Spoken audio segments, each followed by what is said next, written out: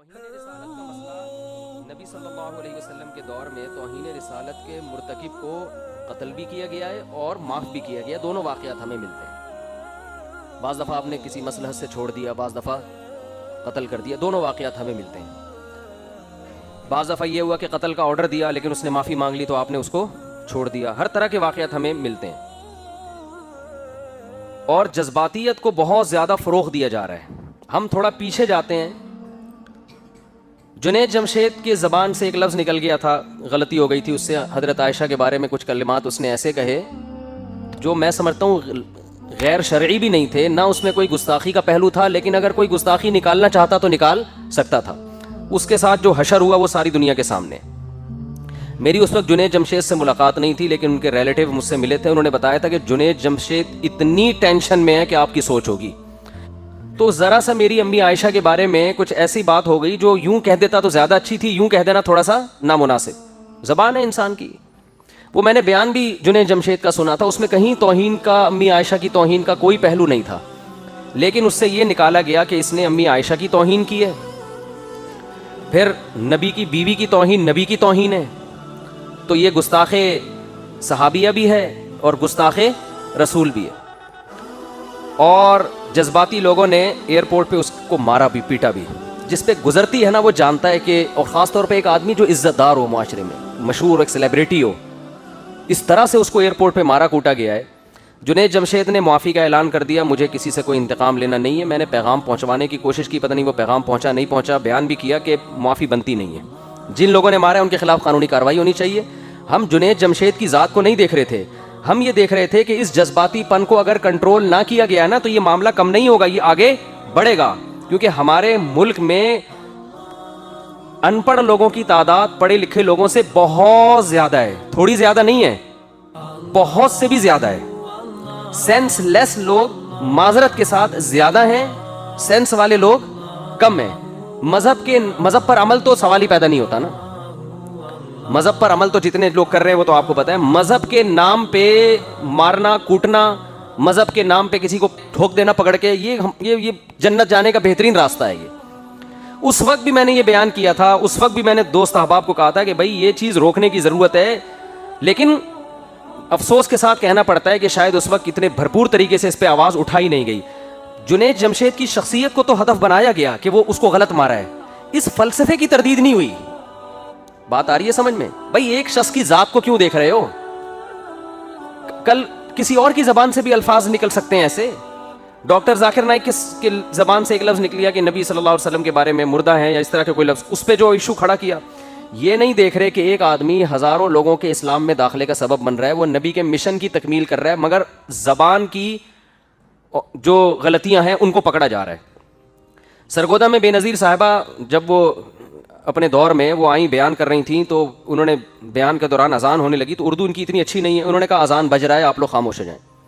اس وقت میڈیا اتنا فاسٹ نہیں تھا. میں نے ساتھیوں سے کہا کہ اگر میڈیا اتنا فاسٹ ہوتا نا جتنا آج ہے تو بے نظیر صاحبہ کو بھی جذباتی لوگوں نے معاف نہیں کرنا تھا, یہ کہنا تھا کہ اذان کی توہین کی انہوں نے. سمجھ رہے ہیں بات کو؟ سرگودا میں مولانا حسین نیلوی رحمہ اللہ تعالیٰ بہت بڑے عالم تھے, کیونکہ میرا بچپن میں سرگودا میں بھی میں نے بہت ٹائم گزارا ہے. ہماری جب بھی اسکول کی چھٹیاں ہوتی تھیں جون جولائی کی, ہم سرگودا چلے جاتے. ہمارا ننیال تھا وہاں پہ, سیٹلائٹ ٹاؤن سرگودا, تو سنہری مسجد ہمارے نانا کے گھر کے قریب تھی, وہاں ہم اکثر نماز پڑھ لیا کرتے تھے جا کے. حضرت مولانا حسین نیلوی بڑے بزرگ آدمی تھے, ٹھیک ہے ان کے بعض اختلافات بھی ہیں, تفردات بھی ہیں ان کے, لیکن اوور آل بہت سلجھے ہوئے, بہت ہی میچور بزرگ تھے.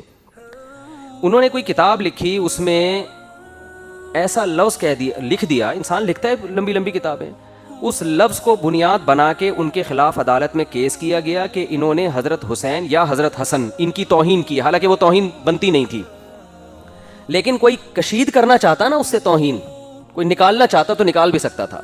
جج چونکہ وہ پہلے سے ہی, بعض دفعہ جج بھی اپنی وہ دشمنی نکال رہے ہوتے ہیں, اس نے اہل بیت کی توہین کا کیس بنا کے مولانا حسین نیلوی صاحب کو جیل میں بند کر دیا اور ان کا جنازہ جیل سے اٹھائے.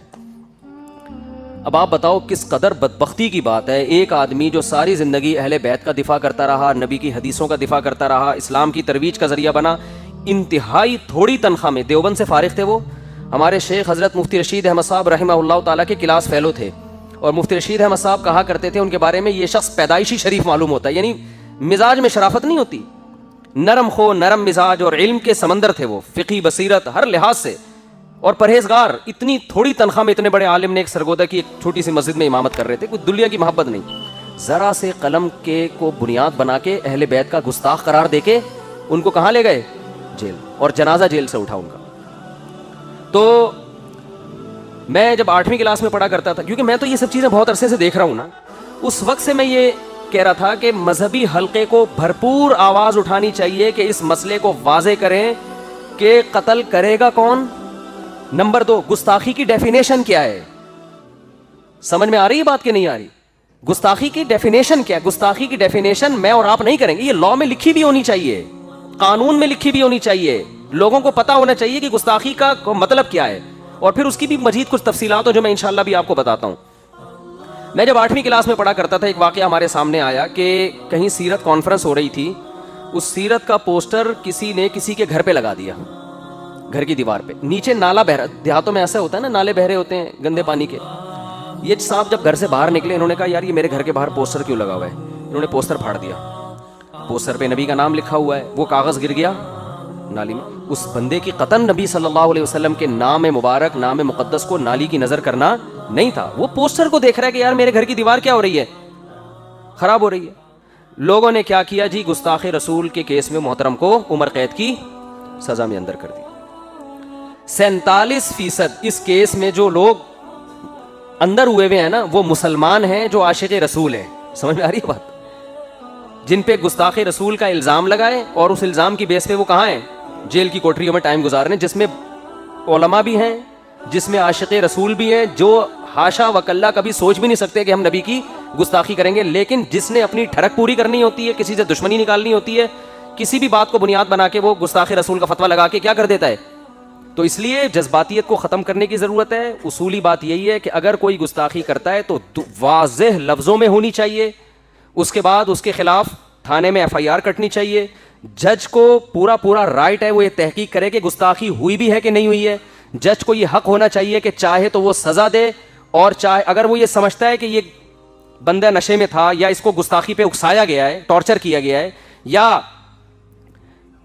اس کا ذہنی توازن ٹھیک نہیں ہے, یا گستاخی, اس میں دونوں پہلو نکلتے ہیں, تو پھر جج کو یہ حق ہونا چاہیے کہ وہ کیس ختم کر دے. اس کو تحفظ ہونا, اور وکیلوں کو بھی ہونا چاہیے. دیکھو جب گستاخی کا کیس کسی کے خلاف چلے گا تو اس کی طرف سے بھی تو کوئی وکیل آئے گا نا. وکیل ڈر رہا ہوتا ہے کہ مجھے نہ اڑا دیں لوگ, تو ایسے تو پھر سماعت ہی نہیں ہو سکتی. بھائی جس آدمی پہ دعویٰ کیا لوگوں نے کہ اس نے نبی کی گستاخی کی ہے, تو کیس عدالت میں چلے گا نا. تو کیس چلنے کے لیے ضروری ہے کہ ایک عوام کی طرف سے نمائندہ اور ایک نمائندہ اس کی طرف سے بھی ہو. اس کی طرف سے نمائندہ بنتے ہوئے لوگ ڈر رہے ہوتے ہیں کہ ہمیں بم سے اڑا دیں گے لوگ, کہ گستاخ کا. ابے پہلے ثابت تو ہونے دو کہ گستاخ ہے بھی کہ نہیں ہے.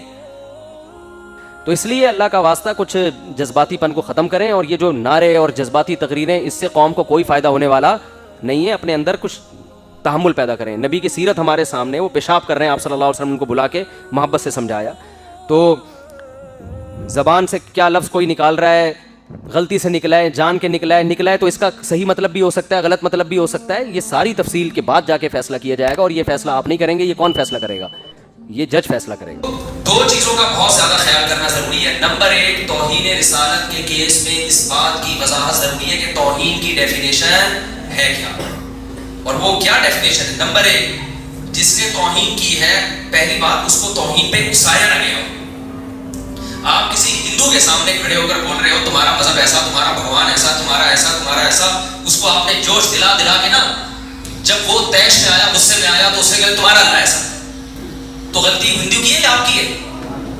آپ نے فوراً بات ریکارڈ کی اور عدالت میں جا کے کیس کر دیا اس کے خلاف, تو کیس بنتا ہے یہاں پہ. تو آپ اگر اس کو اکسا رہے ہو تو قرآن کہہ رہا ہے وَلَا تَسُبُّوا الَّذِينَ يَدْعُونَ مِن دُونِ اللَّهِ فَيَسُبُّوا اللَّهَ عَدْوًا بِغَيْرِ عِلْمٍ.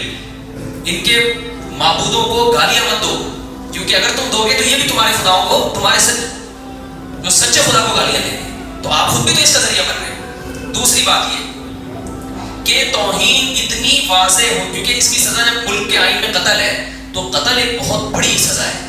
تو جتنی بڑی سزا ہوتی ہے اس کے ثبوت ذرہ برابر بھی جب شبہ ہوتا ہے نا, تو وہ سزا ثابت ہو جاتی ہے. اسلام کا اصول ہے سزا جتنی بڑی ہوگی تو اس کے ثبوت کے لیے اتنے ہی زیادہ یعنی قطعیت ہونی چاہیے اس میں، بالکل دو ٹوک ہو کہ بھائی مثال کے طور پر کسی نے چوری کی ہے، چور یہ کہتا ہے کہ یہ چیز میری ہے، یہ اس کی ہے ہی نہیں، تو فقہا لکھتے ہیں کہ ہاتھ نہیں کٹے گا، اس لیے کہ کیس کی نوعیت کیا ہو گئی ہے، چینج ہو گئی، اب وہ کیس چلے گا کیس کی ہے یا نہیں ہے، لیکن یہ کہ جب کنفیوژن پیدا ہو جائے، یہ بتائے سے نہیں جاتا کہ چور جو ہے نا اس کا ناجائز فائدہ اٹھانا شروع کر دیں، لیکن چور کے ہاتھ کون سے کٹ رہے ہیں آج کل، کیا فائدہ اٹھائے گا؟ تو لیکن اس فقہا نے لکھا کتابوں میں، چور کہتا ہے یہ تو میری اپنی چیز ہے، تو کیس کی نوعیت کیا ہو گئی؟ کیونکہ ہاتھ کٹنا بہت معمولی سا بھی شبہ جرم میں آ جائے گا تو ہاتھ نہیں، تو ہاتھ کٹنا زیادہ بڑا مسئلہ ہے یا گردن کٹنا کسی کی؟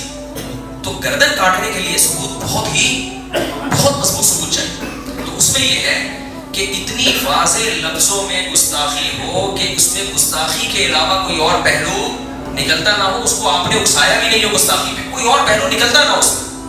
اب ایک غیر مسلم اگر نبی کی نبوت کا انکار کر رہا ہے تو اس کو گستاخ نہیں کہا جائے گا، تو اس کا عقیدہ ہے وہ نبی کی نبوت کو مانتا تو مسلمان نہیں کہلاتا پھر وہ۔ کوئی قادیانی اگر ختم نبوت کا انکار کر رہا ہے تو ٹھیک ہے، ہماری نظر میں یہ گستاخی ہے، لیکن یہ اس کا عقیدہ ہے جو 100% غلط ہے، ہم اس کو غیر مسلم تو کہیں گے اس بیس پہ، اور ہم اپنے نظریے کے مطابق اس کو گستاخ بھی کہہ سکتے ہیں، لیکن لا کے حساب سے وہ گستاخی جس میں قتل کی سزا ہے اس گستاخی کے احکام لاگو یہ اس گستاخی میں داخل نہیں ہے جس کی سزا قتل ہے۔ سمجھ میں آ رہی بات کہ نہیں آ رہی؟ اب اسٹیکر پھاڑ دینا اس کی 10 لاجک بن سکتی ہے، بھائی میں نبی کے نام کی توہین کے لیے نہیں پھاڑ رہا، میں اس لیے پھاڑ رہا ہوں کہ میری دیوار خراب ہو رہی ہے، میں معاذ اللہ نبی کے نام کی توہین نہیں چاہتا، میں نے یہ مثال جیسے بعض لوگ مثال دے رہے ہوتے ہیں اس میں گستاخی آ رہی ہے، بھائی میں نے یہ مثال سمجھانے کے لیے دی ہے، میری نیت گستاخی کی نہیں ہے، تو جو یہ دعویٰ کرے کہ میری نیت گستاخی کی نہیں ہے اور وہ دعویٰ برائے دعویٰ نہ ہو، اس کے قرائن سے پتہ چل رہا ہو کہ اس کی نیت گستاخی کی نہیں تھی، تو ایسی گستاخی میں بھی یہ سزا قتل کی بنتی بولو نہیں بنتی۔ دوسری بات یہ کہ جب یہ تیسری شرط، کتنی شرطیں ہو گئی؟ 2 شرطیں ہو گئی، پہلی تو کسی نے اکسایا نہ ہو، دوسرا یہ کہ واضح گستاخی ہو، صاف پتہ چل رہا ہو کہ اس کی نیت گستاخی کے علاوہ کچھ اور تھی نہیں، اس میں کوئی تعویل کا امکان بنتا ہی نہیں ہے۔ تیسری بات یہ ہے کہ مکمل ہوش و حواس کی حالت میں ہو، کہیں سے بھی یہ نہ لگتا ہو کہ یہ تھوڑا سا بھی اس کا دماغ کیا ہے، کیونکہ ایسے واقعات بھی ہوئے کوئی پاگل تھا اس نے گستاخی کی، اس کو پکڑ کے گھڑ دیا لوگوں نے، بھائی وہ تو پاگل ہے، وہ تو کچھ بھی بول سکتا ہے، میں سمجھا پا رہا ہوں اپنی بات۔ تیسری شرط کیا؟ دماغ بالکل نابالغ میں نہ ہو، بالغ ہو اور دماغ بالکل صحیح، بالکل۔